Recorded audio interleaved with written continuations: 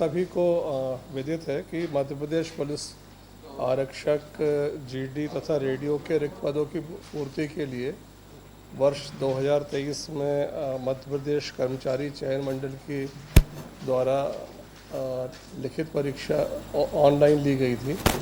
उसके रिज़ल्ट के आधार पर जो चयनित उम्मीदवार थे उनका शारीरिक जो परीक्षण है, फिज़िकल टेस्ट, उनका चयन शाखा भोपाल के द्वारा 2024 में किया गया था, 16 अक्टूबर से 20 नवंबर के बीच में। इसमें से जो चयनित उम्मीदवार थे, इसमें एक जो न्यायालय के निर्णय के अलावा 6423 अभ्यर्थियों को इलेक्शन ये जो एमपी ये कर्मचारी चयन मंडल के माध्यम से रिज़ल्ट फाइनल करके सभी जिलों को उनका आवंटन रिक्त पदों के आधार पर किया गया था। जिलों को तथा एसएफ की यूनिट्स और अन्य यूनिट्स को उनको किया गया था।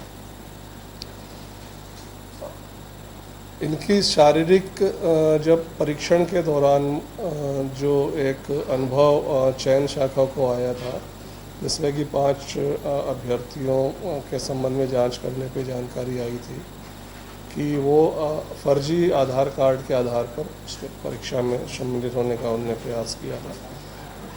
उसके आधार पर चयन शाखा द्वारा सभी जिलों को सामान्य तौर से जब सिलेक्शन होता है तो उनका मेडिकल और उनके दस्तावेजों की जांच के आधार पर उन लोगों को योग्यता के आधार पर ज्वाइनिंग दे दी जाती है।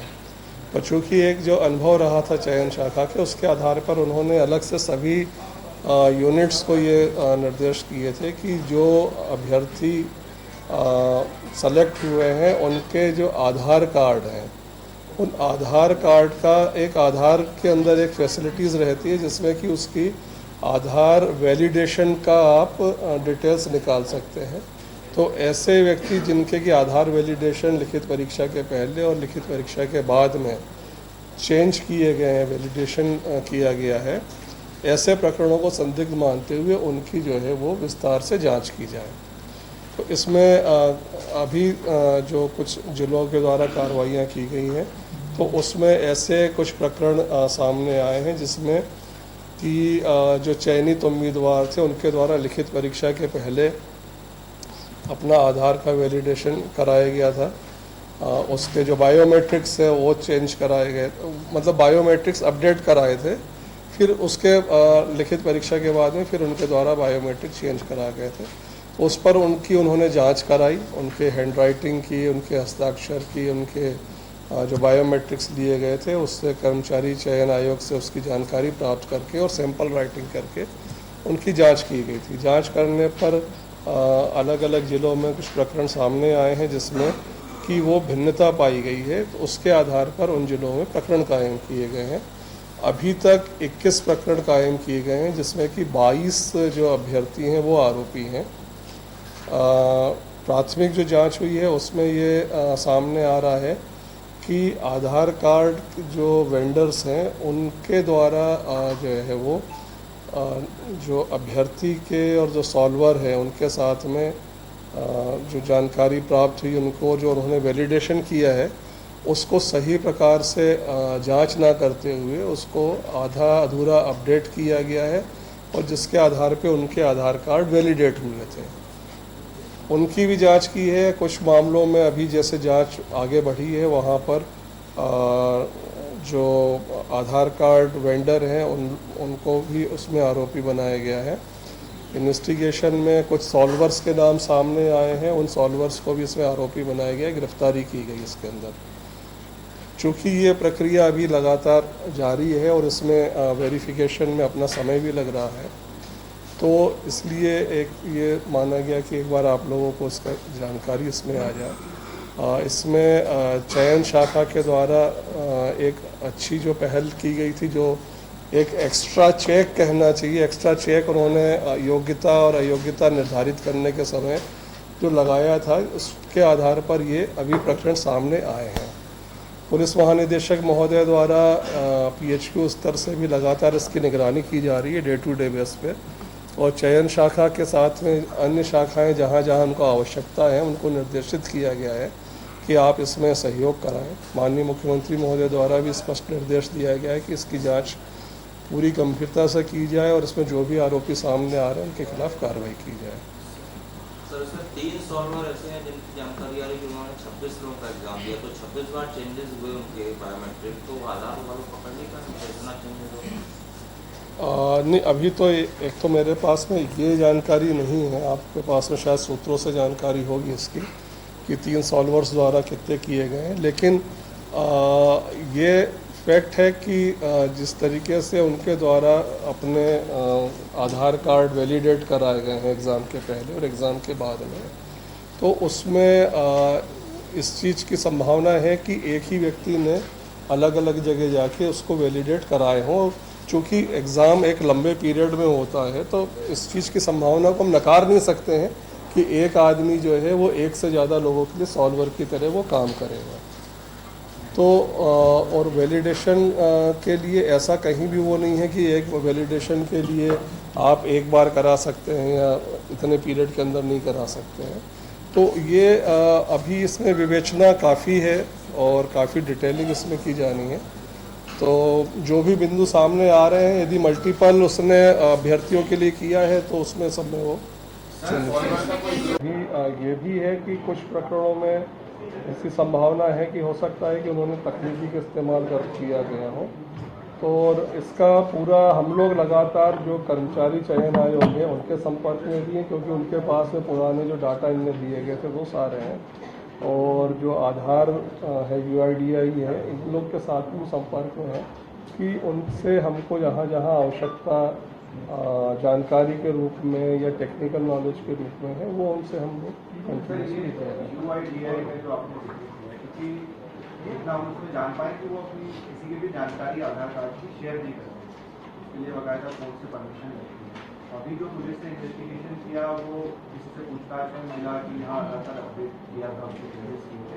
अब जो 6-7 हज़ार जो चयनित अगर उनकी सबकी जाँच करनी है उन्होंने कितनी बार किया, इसको लेकर क्या? नहीं, देखिए इसमें जो इंडिविजुअल है, इंडिविजुअल्स को अपनी जानकारी निकालने के लिए कोर्ट की अनुमति की आवश्यकता नहीं पड़ती। जब इंडिविजुअल पुलिस में हमारे पास आ रहा है तो इंडिविजुअल्स को हम ये कह रहे हैं कि भाई आप जैसे और जो डॉक्यूमेंट्स आप प्रोवाइड कराते हैं उसका मेडिकल के साथ में डेट ऑफ बर्थ का इसका सारी चीज़ें हैं, सिमिलरली वो आधार कार्ड की जो इसकी हिस्ट्री है वो हिस्ट्री वो प्रोवाइड कर सकता है और इंडिविजुअल उसको निकाल सकता है। यदि मैं चाहूँ तो मैं अपना आधार कार्ड डाल के मेरे नंबर पे OTP आएगा और वो मैं कर सकता हूँ, और उसमें वो कैंडिडेट सहयोग भी कर रहे हैं सारे नंबर।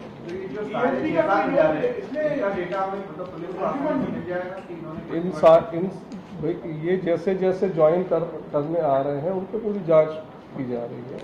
जांच किए जाने पे उनका डेटा हम लोग जो आ रहा है और जहाँ जहाँ हमको शंका हो रही है उसमें फिर आगे इन्वेस्टिगेशन आगे बढ़ता है। तो ऐसा नहीं है कि हम पूरे 6000 मामलों में ही इन्वेस्टिगेशन करेंगे।